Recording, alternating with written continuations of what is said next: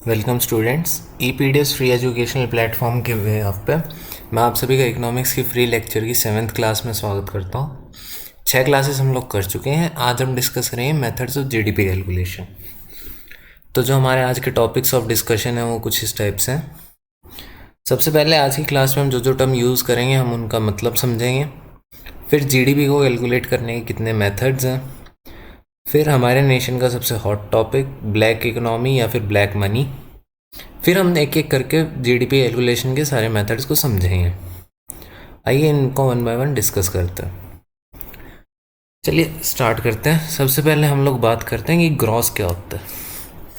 देखिए अभी तक हमने सब कुछ पढ़ा नेट, ठीक है। जब ग्रॉस या जीडीपी हमने डिस्कस करी थी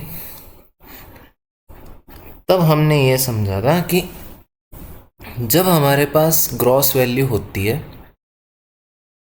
और उसमें हम डेप्रिसिएशन को माइनस कर देते हैं, ठीक है,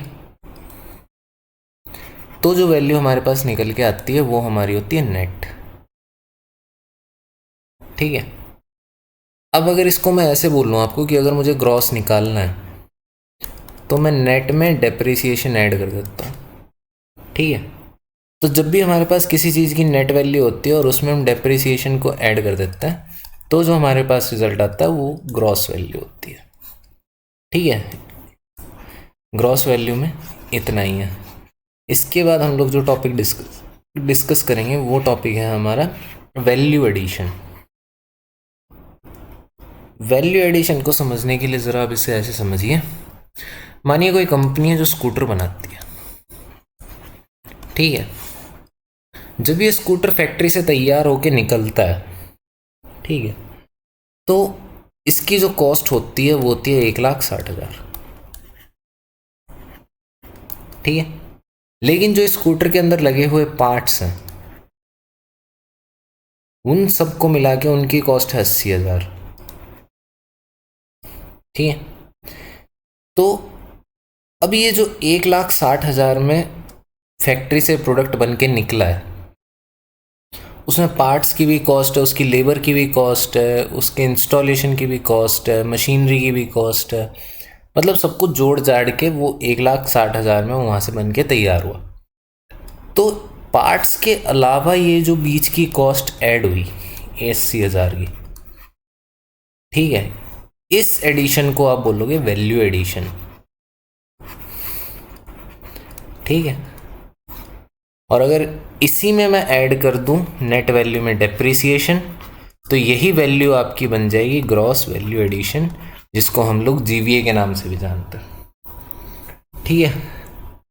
अब बात करते हैं ग्रॉस प्राइवेट कंजप्शन, ठीक है। ग्रॉस प्राइवेट कंजप्शन क्या होता है? एक नेशन के अंदर सभी इंडिविजुअल्स के द्वारा अपने फायदे के लिए प्रोडक्ट्स को खरीदने में किया गया हुआ खर्चा, ठीक है, या फाइनल गुड्स को खरीदने में किया गया खर्चा एक नेशन की पूरी पॉपुलेशन के द्वारा, उसको हम लोग बोलते हैं ग्रॉस प्राइवेट कंजप्शन। अब जरा इस चीज को यहां समझिए। ये जो फाइनल गुड्स मैंने अभी वर्ड यूज किया, कस्टमर के लिए तो ये वर्ड प्रोडक्ट है, फाइनल गुड्स ये किसके लिए? ये है कंपनी के लिए। अब जो ये फाइनल गुड है, इस फाइनल गुड के होने का मतलब क्या है कि ये फैक्ट्री से निकल चुका है तैयार होके, मतलब ये अपनी फाइनल स्टेज का, बस अब इसको बेचना बाकी है। तो जो इसकी इनिशियल स्टेज थी, ठीक है, इसकी इनिशियल से फाइनल स्टेज के तक पहुंचाने के बीच का प्रोसेस, ठीक है, इस प्रोसेस के दौरान किया गया हर एक खर्चा कंपनी के द्वारा, ठीक है, वो क्या होगी? कंपनी के लिए वो हो जाएगी इन्वेस्टमेंट। क्यों? आप तो बोलोगे तो खर्चा है, बिल्कुल है, लेकिन ये कंपनी के लिए इन्वेस्टमेंट इसलिए है क्योंकि जब ये फाइनल गुड या फाइनल स्टेज का प्रोडक्ट मार्केट में जाके बिकेगा, तो उससे पहले का उसके ऊपर किया हुआ खर्चा उसको इसमें से बचा के तो कंपनी को प्रॉफिट मिलेगा। तो कंपनी ने ये इन्वेस्टमेंट क्यों करी? ताकि वो इसको निकाल सके। अगर ये इन्वेस्टमेंट नहीं होती तो ये फाइनल प्रोडक्ट निकलता ही नहीं। इसलिए कंपनी के लिए इस प्रोसेस में किया गया हर एक खर्चा रहेगी इन्वेस्टमेंट। और एक फाइनेंशियल ईयर में सभी कंपनीज के द्वारा एक नेशन के अंदर किया गया हुआ खर्चा ग्रॉस प्राइवेट इन्वेस्टमेंट कहलाता है। ठीक है, अब ज़रा हम लोग बात करते हैं एक्सपोर्ट्स। एक्सपोर्ट वो प्रोडक्ट्स होते हैं जो हम लोग एक कंट्री के बाउंड्री के बाहर से खरीद के कंट्री के अंदर उसको बेचते हैं। इंपोर्ट्स वो प्रोडक्ट्स होते हैं, सॉरी गलत बोल दिया मैंने, उल्टा। एक्सपोर्ट्स हमारे वो प्रोडक्ट होते हैं जो एक कंट्री की बाउंड्री के अंदर मैन्युफैक्चर होते हैं लेकिन वो बिकते बाहर की मार्केट में। और ऐसे ही इंपोर्ट्स वो प्रोडक्ट्स होते हैं जो बाहर की मार्केट में मैन्युफैक्चर होते हैं या किसी और नेशन में मैन्युफैक्चर होते हैं लेकिन बिकते हमारी मार्केट में।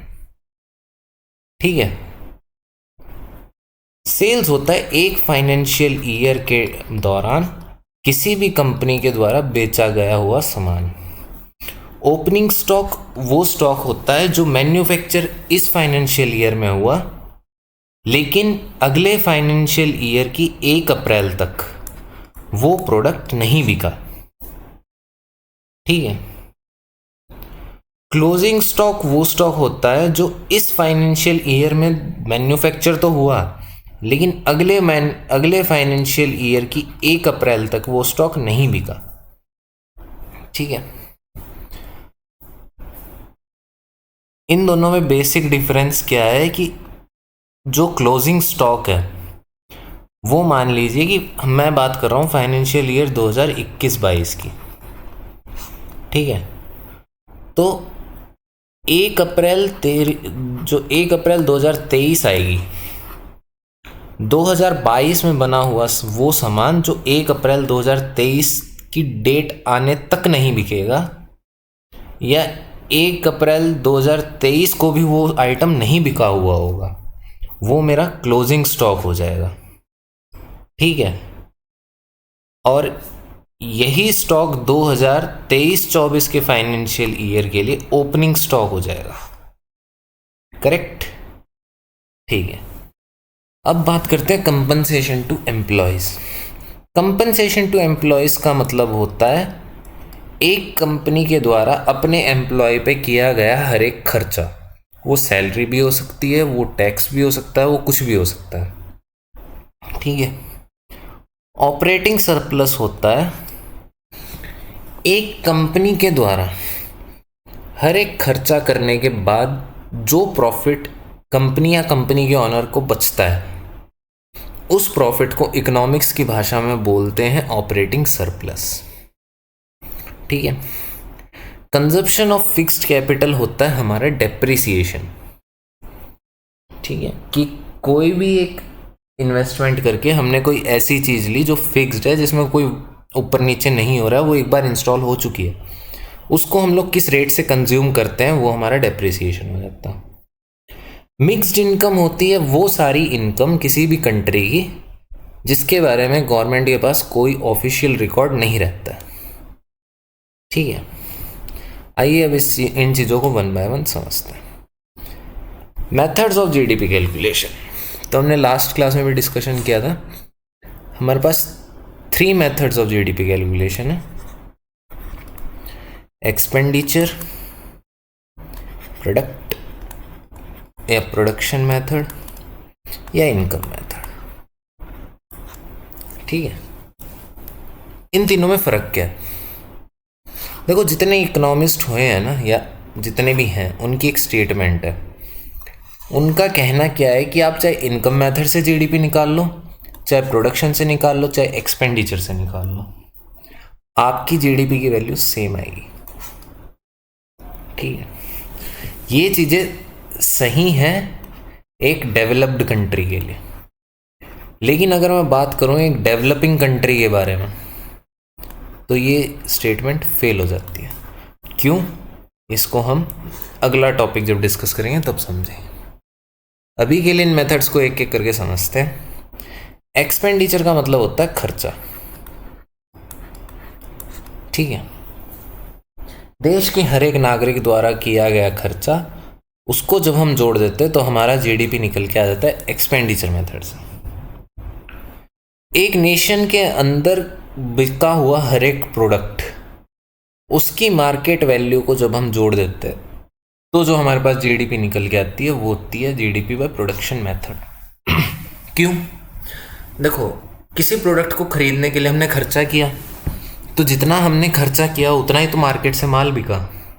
तो सही चीज़ है, जितना प्रोडक्शन हुआ या जितना प्रोडक्शन करके कंपनी ने माल बेचा उतना ही तो कंज्यूमर खर्चा करेगा। तो ये दोनों वैल्यूज सेम हो जाती हैं। इनकम मेथड में हम देश के हर एक नागरिक की इनकम जोड़ लेते हैं, ठीक है।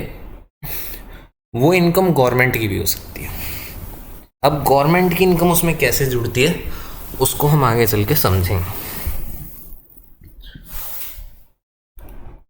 अब ज़रा बात करते हैं अपने नेशन की बहुत अच्छे टॉपिक के बारे में, ब्लैक मनी, काला धन।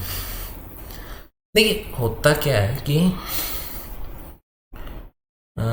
कोई भी नेशन होता है, जैसे आप इंडिया की बात कर लो, हर एक नेशन में दो तरह की इकोनॉमीज होती है। एक होती है फॉर्मल इकोनॉमी, एक होती है इनफॉर्मल इकोनॉमी, ठीक है। ये वो इकोनॉमी होती है जिसका गवर्नमेंट के पास रिकॉर्ड होता है, ठीक है, या वो सारी ट्रांजैक्शन जिसके बारे में गवर्नमेंट को पता हो, जैसे आपकी यूपीआई ट्रांजैक्शंस, जीपे, नेट बैंकिंग, ठीक है। मतलब ये वो सारी ट्रांजैक्शंस हैं जिनका गवर्नमेंट के पास कोई ना कोई रिकॉर्ड है।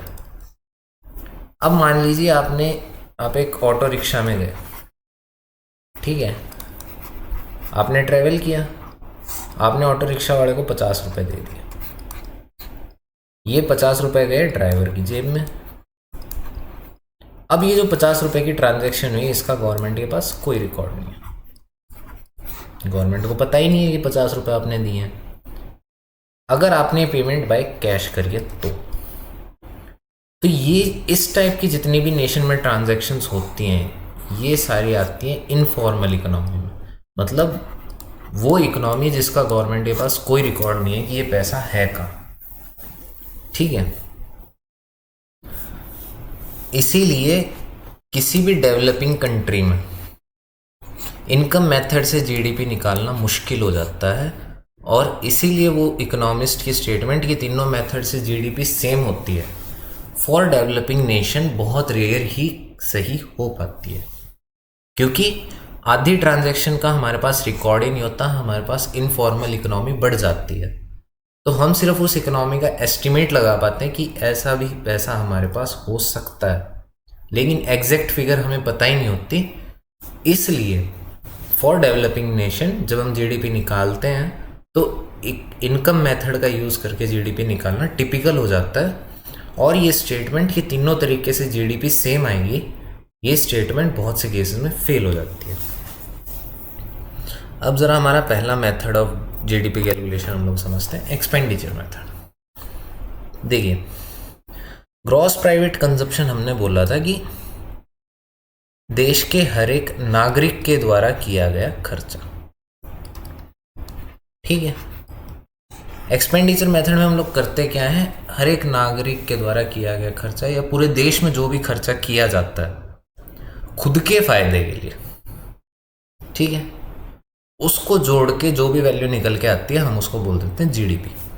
तो जो ग्रॉस प्राइवेट कंजप्शन है ये देश के नागरिकों का खर्चा है, ठीक है। ग्रॉस प्राइवेट इन्वेस्टमेंट जो है ये है देश में प्रोडक्ट बनाने वाली कंपनियों का खर्चा। ये इन्वेस्टमेंट खर्चा कैसे है ये मैं पहले बता चुका हूँ, दोबारा समझ लेते हैं। जिन प्रोडक्ट्स को खरीदने के लिए या वो प्रोडक्ट्स, वो फाइनल गुड्स जो बनाए गए थे इंडिविजुअल के फायदे के लिए, वो इस कंपनी को तो प्रॉफिट दे रहे हैं बिकने के बाद। ठीक है, ये कंज्यूम हुआ तो कंपनी को प्रॉफिट हुआ। ठीक है, तो इसको बनाने के लिए क्या किया, कंपनी ने खर्चा किया। वो खर्चा कंपनी को फायदा दे रहा है, इसलिए उसको हम यूज कर देते हैं इन्वेस्टमेंट। ठीक है, अब जब सब खर्चा कर ही रहे हैं तो कुछ तो हमारी गवर्नमेंट भी करेगी। गवर्नमेंट क्या करेगी, गवर्नमेंट करेगी परचेज। किसके लिए, लोगों की भलाई के लिए। तो जो परचेज होगा वो भी एक एक्सपेंडिचर है। वो किसका है, वो गवर्नमेंट का एक्सपेंडिचर है। ठीक है, इसमें हम जोड़ लेंगे जो हमने सामान इंडिया में बना के बाहर बेचा, और हम घटा देंगे जो हमने सामान बाहर से खरीदा। ठीक है, तो बेसिकली इसमें कंसेप्ट क्या है कि इंडिविजुअल का एक्सपेंडिचर, कंपनी का एक्सपेंडिचर, गवर्नमेंट का एक्सपेंडिचर, एक्सपोर्ट को हम जोड़ देंगे और इंपोर्ट को हम लोग घटा देंगे। इन सब को करने के बाद जो हमारे पास नेट वैल्यू आएगी वो हमारी हो जाएगी जीडीपी बाय एक्सपेंडिचर मेथड। और जो आपका एक्सपोर्ट, एक मिनट, इधर जो आपका एक्सपोर्ट माइनस इंपोर्ट है, ये बराबर होता है नेट एक्सपोर्ट के। ठीक है, तो बेसिकली हमने किया क्या, हमने हर एक के खर्चे को जोड़ दिया। ठीक है, अब हम लोग बात करते हैं प्रोडक्शन मेथड की। देखिए, मान लेते हैं कि कोई एक हमारे पास कंपनी है। ठीक है, ये कंपनी क्या करती है, ये कंपनी कार बनाती है। ठीक है, एक फाइनेंशियल ईयर हम लोग मान लेते हैं, फाइनेंशियल ईयर ले लेते हैं 2022-23 का। तो 2022-23 का जो फाइनेंशियल ईयर होगा वो होगा 1 अप्रैल 2022 से लेके 2023 तक। इससे पिछला जो फाइनेंशियल ईयर होगा वो 31 मार्च 2022 को ख़त्म हो जाएगा, और जो अगला फाइनेंशियल ईयर होगा वो 1 अप्रैल 2023 से शुरू हो जाएगा। ठीक है, अब जरा इस चीज़ को समझते हैं। होगा क्या, ये जो ड्यूरेशन है, मान लेते हैं इस ड्यूरेशन के बीच में इस कंपनी ने 1 लाख कार्स बेची। ठीक, 1 अप्रैल 2022 से पहले इस कंपनी के पास 20,000 कार अनसोल्ड थी। अब जो 1 अप्रैल 2022 को गाड़ी अनसोल्ड है, वो उसी दिन तो मैन्युफैक्चर नहीं हुई होगी। वो कब तक मैन्युफैक्चर हुई, वो 31 मार्च 2022 तक मैन्युफैक्चर हुई, मतलब पिछले फाइनेंशियल ईयर में। ठीक है, तो ये जो 20,000 यूनिट्स बची हुई हैं, ये हमारे लिए हो जाएंगे इस फाइनेंशियल ईयर का ओपनिंग स्टॉक। मतलब पिछले साल का वो माल जो इस साल की शुरुआत तक बिका नहीं है। ठीक है, अब मान लीजिए कि 1 लाख इन्होंने बनाई, जिसमें से 90,000 तो इन्होंने बेच दी इसी साल में, लेकिन 10,000 ऐसी गाड़ियां थी जो 1 अप्रैल की डेट तक बिकी नहीं थी। ठीक है, तो जो 1 अप्रैल 2023 तक गाड़ियां नहीं बिकी, वो मैन्युफैक्चर तो हुई 1 अप्रैल 22 से 31 मार्च 23 के बीच में, तो वो इस फाइनेंशियल ईयर का क्या हो जाएगी, क्लोजिंग स्टॉक। ठीक है भाई, हम एक फाइनेंशियल ईयर में बना हुआ सामान की बात करते हैं ना, उसी की तो कॉस्ट हम जोड़ेंगे। तो मैन्युफैक्चर तो ये इसी साल में हुआ, बिकेगा तो बिके तो गाई अगर मैन्युफैक्चर हुआ है तो ये इस साल में बना, लेकिन इस साल की 31 मार्च तक ये सामान बिका नहीं, तो इसको हम लोग जोड़ लेंगे और इसको हम लोग घटा देंगे। इसको हम कब घटाएंगे? जब हम 22-23 के फाइनेंशियल ईयर की बात करेंगे, ठीक है। और यही 20,000 की क्वांटिटी आपके लिए क्लोजिंग स्टॉक बन जाएगी। कब? जब मैं बात करूंगा 21-22 के फाइनेंशियल ईयर की, ठीक है। तो अगर मुझे प्रोडक्शन मेथड से जीडीपी निकालना है तो मैं अब क्या करूंगा? उस साल की सेल्स, मतलब उस फाइनेंशियल ईयर में मैंने कितने का सामान कितना बेच दिया, तो मैंने जो क्वांटिटी बेची वो थी मेरी 90,000। इसमें से मैं घटाऊंगा क्या? ओपनिंग स्टॉक कितना था? 20,000। जोड़ूंगा क्या? Closing stock. कब का? उसी फाइनेंशियल ईयर का। तो वो कितना हो जाएगा? 10,000, ठीक है। ये कितना निकल गया है? 1,80,000, ठीक है। अब इसको मैं एक गाड़ी की मार्केट प्राइस से मल्टीप्लाई कर दूंगा तो मेरी आ जाएगी जीडीपी बाय प्रोडक्शन मेथड, ठीक है। कहने का मतलब है किसी फाइनेंशियल ईयर में टोटल मैन्युफैक्चर्ड क्वांटिटी, उसमें से आप वो क्वांटिटी घटा दो जो उस साल की 1 अप्रैल से पहले बना था लेकिन बिका नहीं, और वो क्वांटिटी जोड़ दो जो उस साल में बना लेकिन अगले साल की 1 अप्रैल तक बिका नहीं। कहने का मतलब है उस पर्टिकुलर फाइनेंशियल ईयर की 1 अप्रैल से लेके 31 मार्च के बीच में उस कंपनी ने कितनी प्रोडक्ट की यूनिट्स बनाई, ठीक है। अब अगर वो मैन्युफैक्चर हुई है तो वो बिकेन तो गी, ठीक है। तो हमें इस चीज पे फोकस करना है कि उस ड्यूरेशन में कितनी यूनिट्स बनी, ठीक है। तो जो नेट वैल्यू निकल के आएगी उसको हम मार्केट प्राइस से मल्टीप्लाई कर देंगे प्रोडक्ट की, फिर जो नेट मॉनेटरी वैल्यू होगी वो हो जाएगी जीडीपी बाय प्रोडक्शन मेथड, ठीक है। अब हम लोग बात कर लेते हैं GDP calculation bye income method, ठीक है। इसमें हम लोग क्या करते हैं, एक नेशन के अंदर तीन ही कैटेगरी के लोग होते हैं। एक तो नागरिक, एक कंपनियां, और एक उस देश की सरकार, ठीक है। इंडिविजुअल, कंपनी, गवर्नमेंट, ठीक है। सबसे पहले हमने इन तीनों के खर्चे जोड़े, अब हम इन तीनों की इनकम जोड़ देंगे, ठीक है। ये मेथड इंडिया में जीडीपी कैलकुलेट करने के लिए यूज नहीं होता, ठीक है। तो कंपेंसेशन टू एम्प्लॉयज एक एम्प्लॉय की इनकम है, मतलब इंडिविजुअल की इनकम। ये वो पैसा है जो कंपनी ने अपने एम्प्लॉयज पे खर्चा किया। ऑपरेटिंग सरप्लस हो गया कंपनी का प्रॉफिट, मतलब कंपनी की इनकम, ठीक है। अब आप बोलोगे सर गवर्नमेंट की इनकम कहाँ है? गवर्नमेंट की इनकम ये है, अभी दिखाता हूं। इतनी,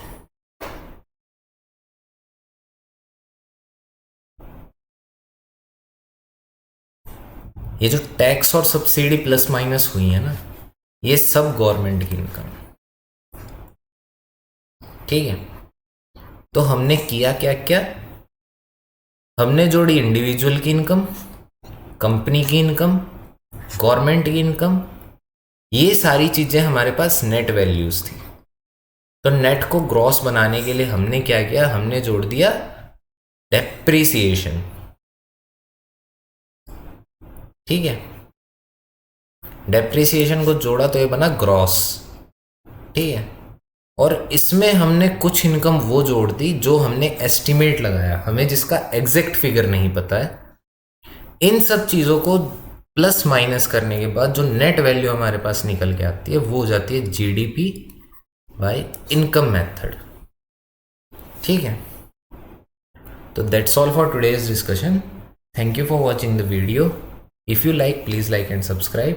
Share it max so that we can reach out maximum number of people. Thanks for watching. Have a nice day.